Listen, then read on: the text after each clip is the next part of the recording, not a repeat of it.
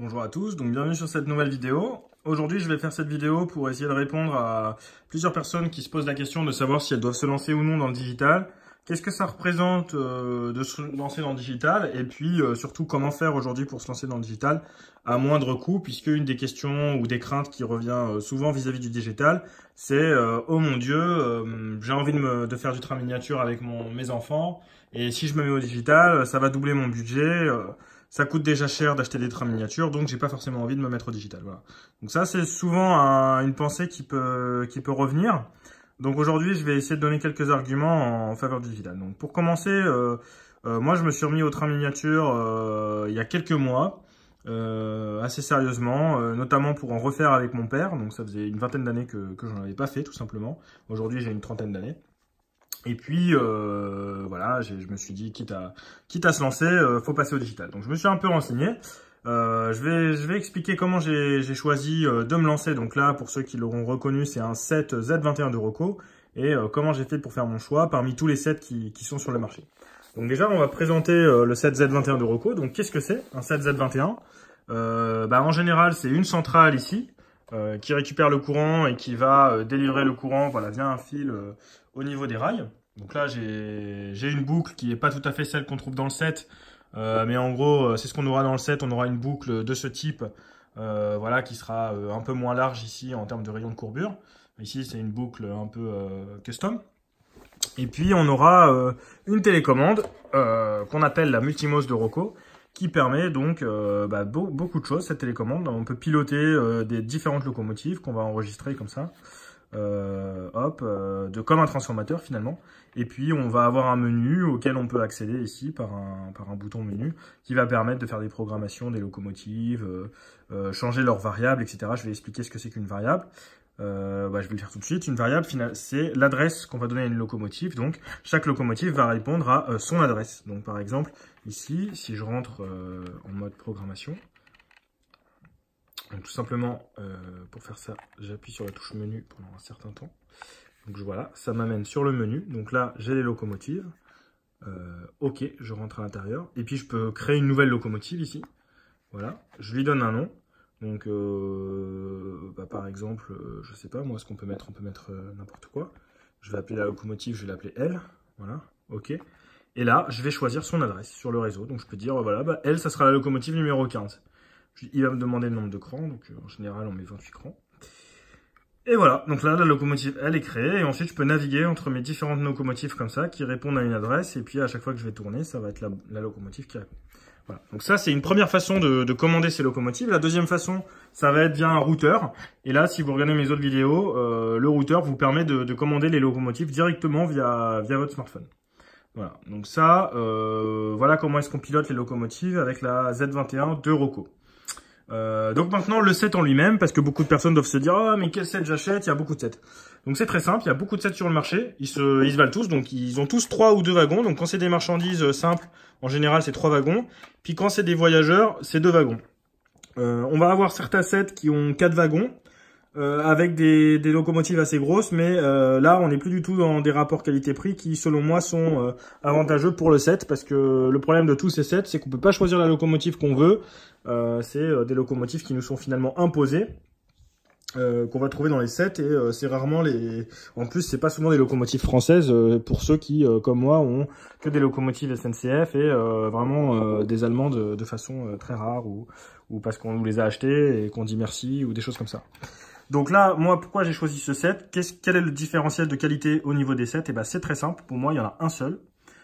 C'est la locomotive. Voilà, tout simplement. Le set, la centrale, c'est la même. La Multimos, c'est la même. Les rails, c'est une boucle. Donc, les wagons, on s'en fiche parce que de toute façon, ils sont tous dépareillés. À moins qu'on ait envie de faire un train DB Cargo, voilà, c'est pas très intéressant. Donc, pour moi, c'est la locomotive. Et qu'est-ce qui va différencier? Bon, déjà, c'est si on aime bien la locomotive, mais c'est tout simplement le niveau en termes de gamme de la locomotive et si elle est claire, jaune ou rouge à l'avant et à l'arrière. Voilà, pour moi, c'est vraiment la seule distinction. C'est-à-dire que les sets où on trouvera une locomotive qui a la chance d'avoir des feux jaunes et rouges dans les deux sens, pour moi, c'est vers ces sets-là qu'il faut s'orienter. Et la plupart des sets qu'on va trouver, donc il faut savoir qu'un set comme ça, Z21 de base, boucle A, ça coûte dans les 260 €. Bon, moi, j'ai eu la chance en fouillant de trouver celui-là pour 247 €. J'ai eu la chance de trouver un fond de tiroir chez un petit commerçant, donc j'ai vraiment eu beaucoup de chance. Mais aujourd'hui, ce qu'on va trouver, c'est plutôt des sets vers les 270 € avec des locomotives qui n'éclairent que avec des feux jaunes, qui sont souvent des petites diesels, voilà, de cette taille.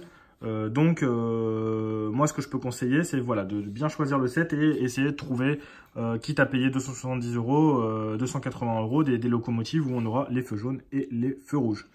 Voilà, donc ça, c'est une première chose pour conseiller les gens qui voudraient se lancer là-dedans. Mais une fois qu'on a acheté ce set, eh ben, évidemment, on a envie de faire grandir son circuit. Et qu'est-ce que ça va coûter de se lancer davantage dans le digital? Qu'est-ce qu'il va falloir acheter? Qu'est-ce qu'il va falloir payer? Et bien finalement, pas tant que ça, parce qu'aujourd'hui, c'est vrai qu'on voit beaucoup de locomotives dans les 500 €, 400 €. Mais il faut savoir que ce sont souvent des locomotives digitales son. Et que ce qui coûte très cher ici, c'est le décodeur son, l'enregistrement des sons qu'il faut rentabiliser par les fabricants qui doivent récupérer les vrais sons des locomotives.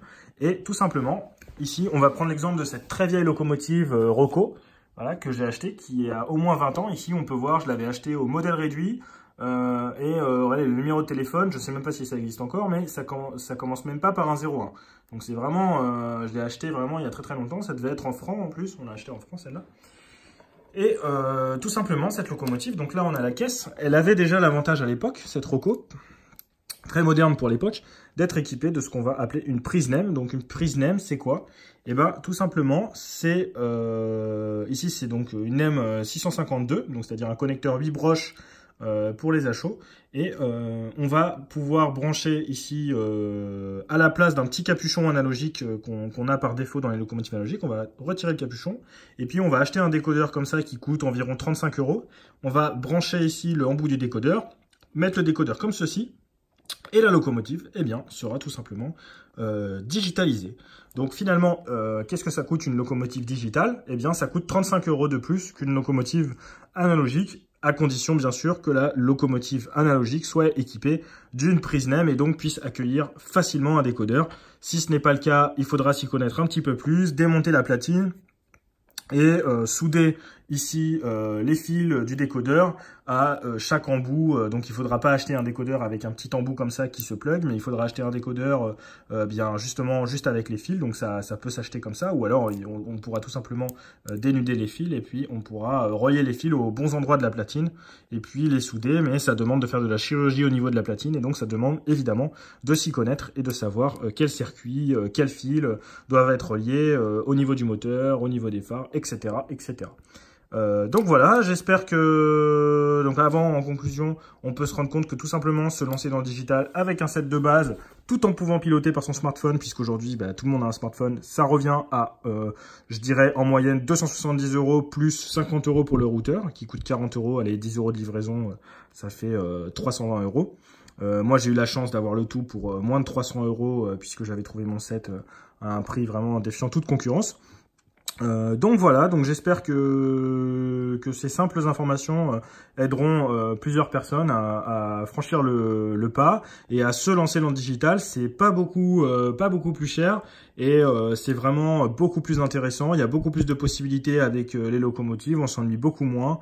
Et on peut faire beaucoup plus de choses. Donc voilà, si vraiment faut viser ça sur la durée, voilà, je ne peux que conseiller de passer au digital. Eh bien, merci à tous d'avoir regardé cette vidéo et très bonne journée.